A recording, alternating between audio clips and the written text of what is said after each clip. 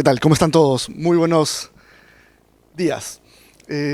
Veamos la presentación que hemos preparado para ustedes desde el sector de vivienda, construcción y saneamiento, enfocados el día de hoy en agua potable y saneamiento.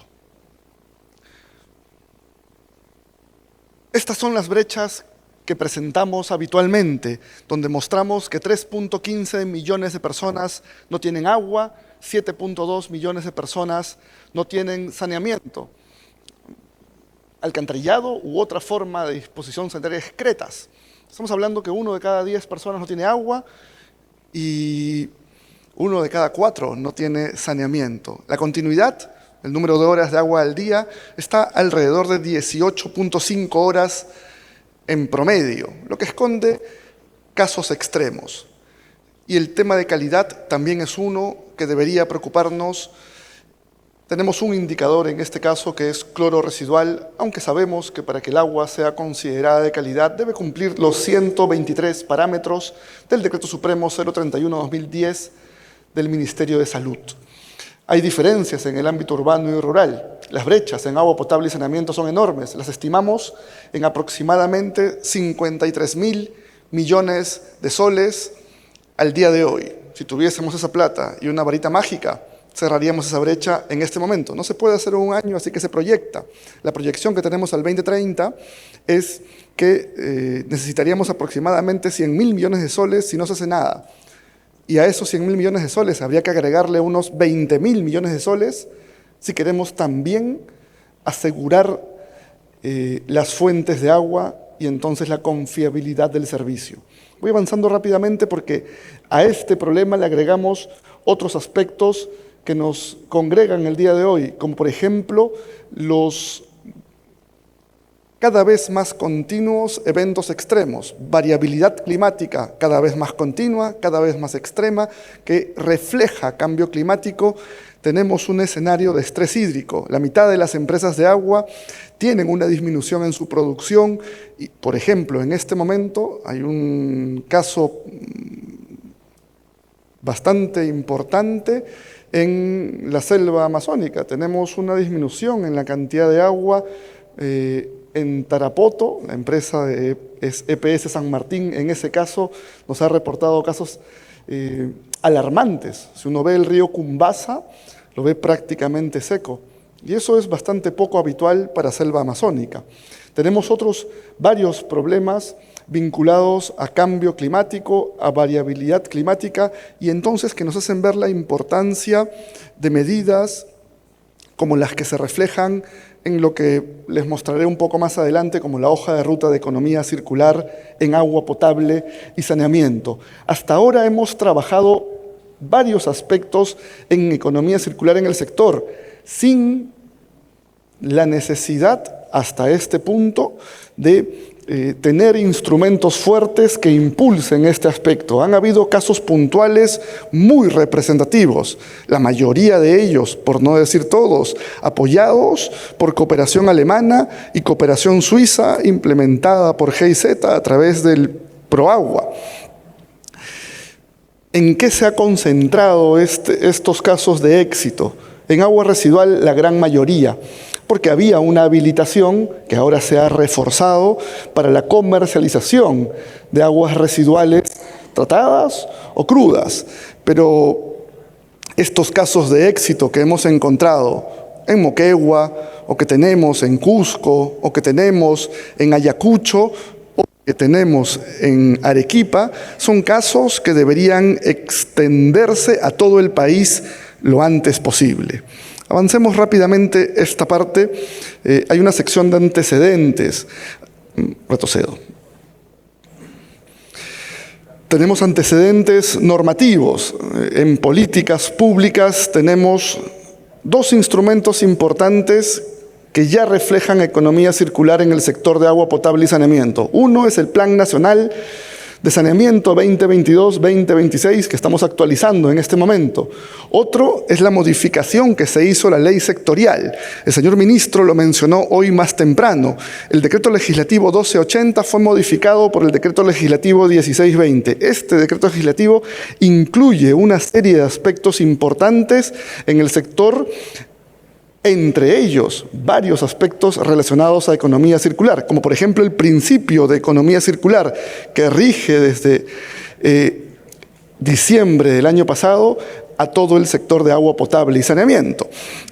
También le da funciones adicionales en cuanto a economía circular al Ministerio de Vivienda y genera la obligación de elaborar una hoja de ruta de economía circular.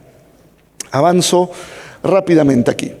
Se incluyen principios como el de economía circular ya mencionados, pero otros principios que contribuyen a este fin, como el principio de confiabilidad, el principio de territorialidad o el principio de gestión de riesgo de desastres, muy ligado a esta mirada de economía circular, todos ellos entrelazados entonces. Estas 3 R's clásicas de la economía circular reduce, el ministro nos decía hoy más temprano, reduce consumo, entonces vamos a reducir agua no facturada, vamos a reducir el consumo de las familias que está por encima de lo que recomienda la Organización Mundial de la Salud.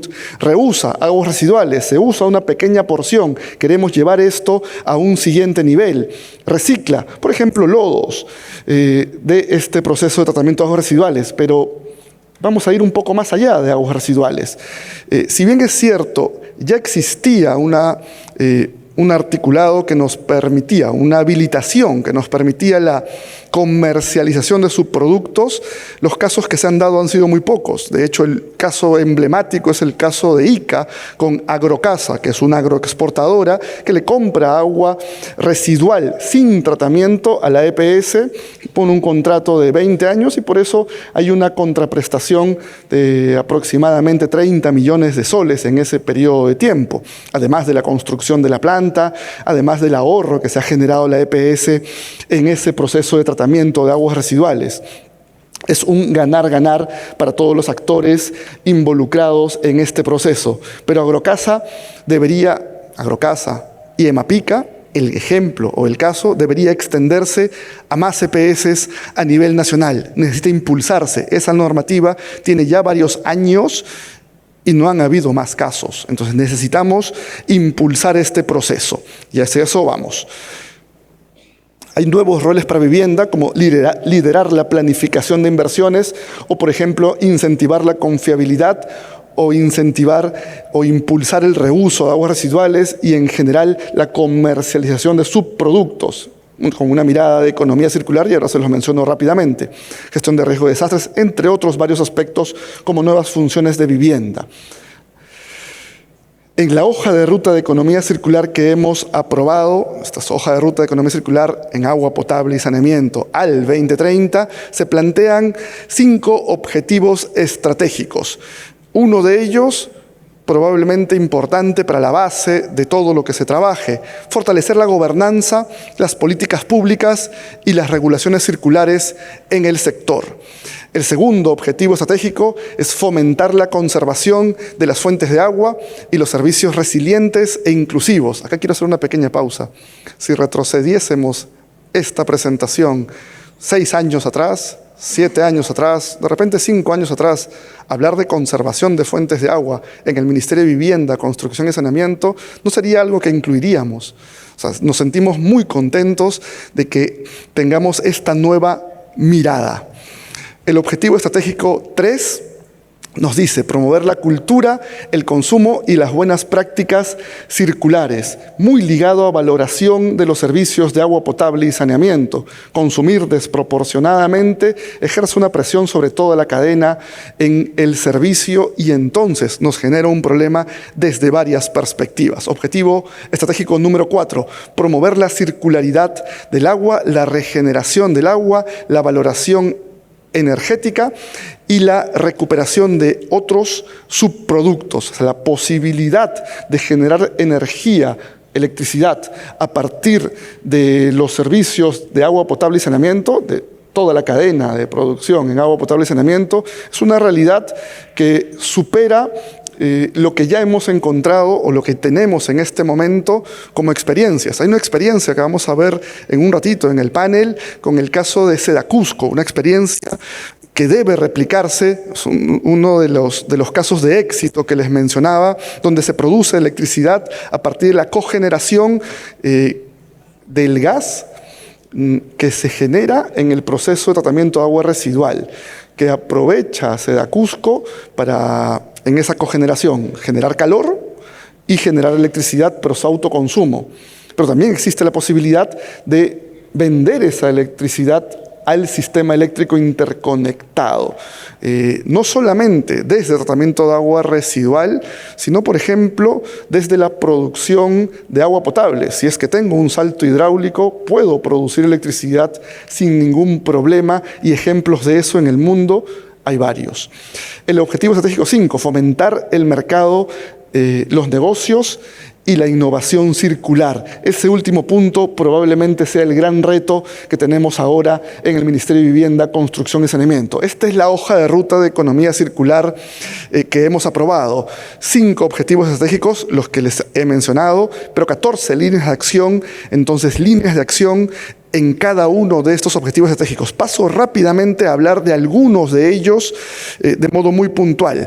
Por ejemplo, en el objetivo estratégico 1 de gobernanza, tenemos la necesidad de incluir esto en nuestra política nacional. En este momento estamos actualizando la Política Nacional de Saneamiento, que se hizo en 2017, a una política nacional multisectorial de agua potable y saneamiento al 2050. Evidentemente, esta tendrá una mirada circular en todas sus líneas.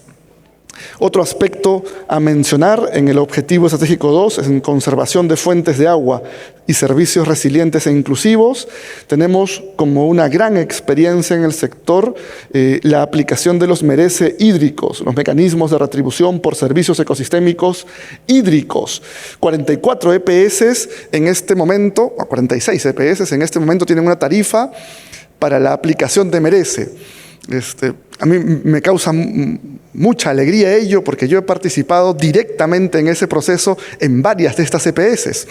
24 de esas EPS se encuentran ya ejecutando inversiones, ya sea directamente en la cuenca o trabajando en el proceso previo. Ya hay 17.4 millones de soles ejecutados en conservación de fuentes de agua a través del Merece y 11.000 hectáreas intervenidas para su conservación, restauración o protección. Sin embargo, Merece es uno de varios instrumentos económicos posibles. En nuestro caso, los mereces hídricos se parecen mucho a la propuesta que plantea Elinor Ostrom para estos casos. Es una propuesta donde tienes cooperación de varios actores. De eso conversemos un poco después. Avanzo una más porque también hemos incluido la posibilidad de hacer intervenciones directas desde el propio Ministerio de Vivienda, Construcción y Saneamiento para conservación de fuentes. Hay ejemplos como el que ya está trabajando ANIN con USAID y Forest Trends, o la posibilidad de generar áreas naturales protegidas para conservación de fuentes de agua específicamente con ese fin. Entonces tenemos estos y otros instrumentos que el Ministerio de Vivienda, Construcción y Saneamiento ya viene trabajando para que sean pronto una realidad desde el sector, ¿no? Contribuyendo a el trabajo que se viene haciendo desde hace varios años, desde muchos sectores, como por ejemplo desde el MINAM. El objetivo estratégico 3, cultura, consumo y buenas prácticas circulares. Agua no facturada en el Perú es de aproximadamente 37% en promedio. Sin embargo, hay casos extremos como los que nos ha mencionado el señor ministro hoy más temprano, ¿no? Hay casos como, por ejemplo, en Tumbes, donde encontramos un agua no facturada del orden del 60 o 70%. Hay localidades en Piura donde puedes encontrar niveles de agua no facturada del 90%, o sea, el 90% del agua que se produce no se cobra. Eso es insostenible, evidentemente. Ahora, ese 37% de agua no facturada en promedio no está demasiado lejos de lo que encontramos en la región. En la región de América Latina y el Caribe encontramos más o menos un 34% de agua no facturada. Debemos buscar reducir los casos extremos en primer lugar y en general reducir ese nivel de agua no facturada porque ejerce una presión sobre toda la cadena productiva, como ya se mencionaba anteriormente. Avanzo una más. En este punto de valoración de los servicios de agua potable y saneamiento, solo quiero mencionar dos aspectos rápidamente porque ya estoy casi con el tiempo encima. Y es que hicimos una encuesta nacional. Más de 13.000 observaciones en la encuesta, todas las EPS a nivel nacional, y en todos los casos se les preguntó por cuánto estaban dispuestos a pagar por diferentes aspectos. Por ejemplo, por la mejora en la calidad del agua que reciben o del servicio que reciben. Cuánto están dispuestos a pagar por el tratamiento de aguas residuales. 2 de cada 3 personas no sabía que las empresas de agua potable y saneamiento hacían tratamiento de aguas residuales. Y claro, si no lo sé, no lo voy a valorar y no voy a estar dispuesto a pagar por eso.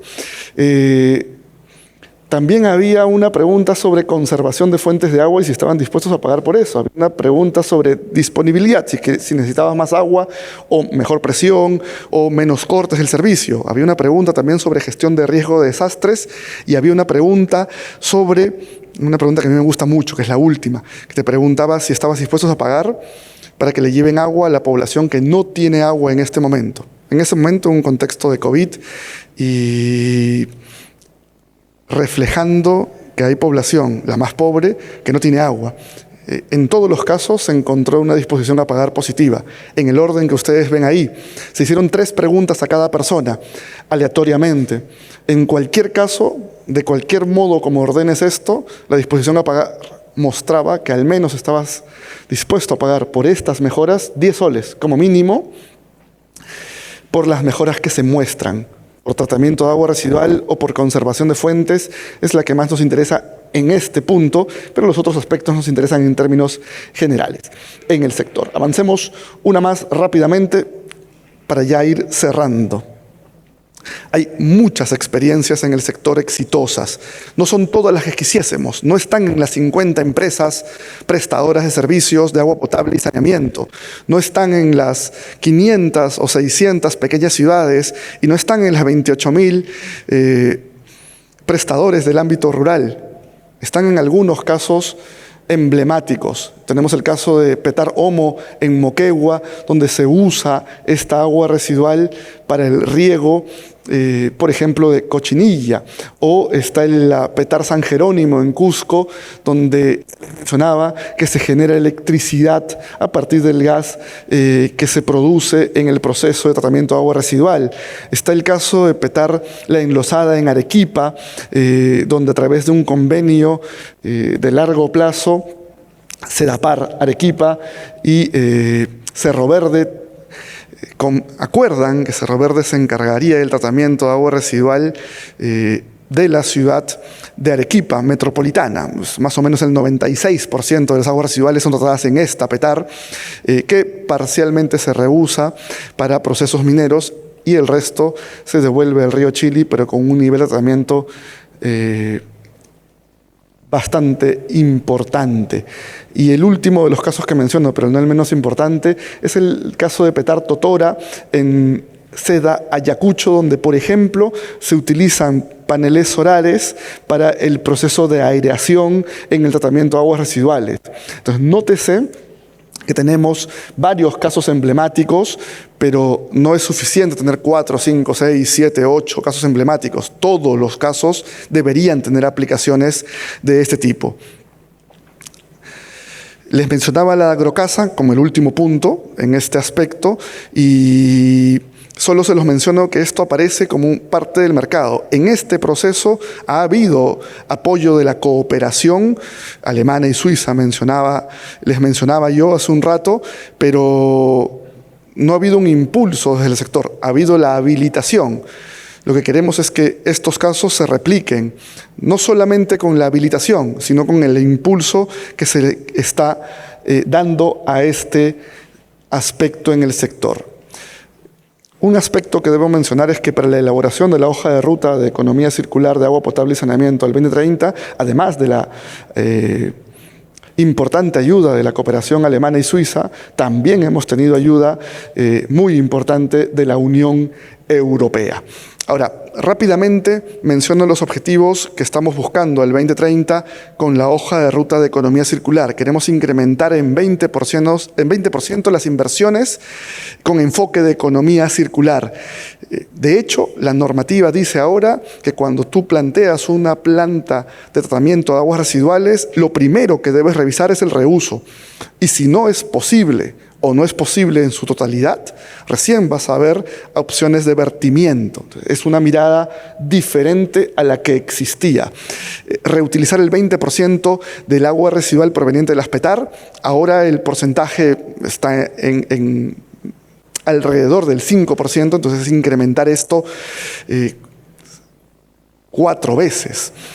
20 prestadores generan electricidad de fuentes renovables. Puede ser por el gas que se genera, el biogás que se genera, el metano que se genera en el proceso de tratamiento de aguas residuales, sí, pero puede ser también por la presión que se puede aprovechar en las redes de agua potable, puede ser por caídas en las fuentes de agua que se usan para su potabilización, puede ser por energía solar fotovoltaica, como la que vimos en Totora, o como la que podría utilizarse en Piura, por ejemplo, donde en el eje Paita-Talara se utiliza rebombeo a partir de petróleo, cuando hay un potencial solar muy importante, ¿no?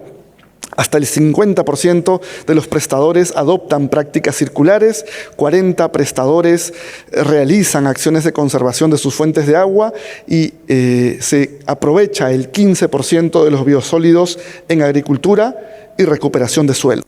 Y ya cerrando, hay una serie de acciones, una serie de acciones que estamos trabajando para impulsar esa transición hacia economía circular. La primera ya tiene un check y es la creación sectorial de agua potable y saneamiento con economía circular. Pero vienen una serie de pasos que tenemos que seguir desde el Plan Estratégico Nacional de Tratamiento y Reuso de Aguas Residuales hasta la incorporación de estas medidas como política pública en el sector en el Plan Nacional de Agua Potable y Saneamiento. Y con eso yo concluyo mi presentación agradeciéndoles muchísimo por el espacio. Muchísimas gracias al señor Max Carvajal. Le invitamos, por favor, a que se ponga al centro para hacer un registro de su participación.